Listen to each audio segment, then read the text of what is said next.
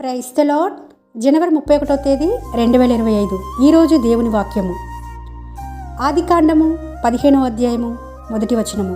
భయపడకుము, నేను నీకు కేడెము, నీ బహుమానము అత్యధికమగును.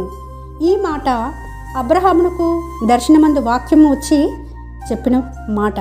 అబ్రహాము 14వ అధ్యాయంలో లోతును కాపాడే క్రమంలో 5 రాజులతో యుద్ధం చేసి వచ్చిన తర్వాత ఈ వాగ్దానము పొందుకోవడం చూస్తున్నాము. అప్పటి వరకు భయం ఉందేమో, అందుకే భయపడకము అని మాట్లాడుతున్నాడు.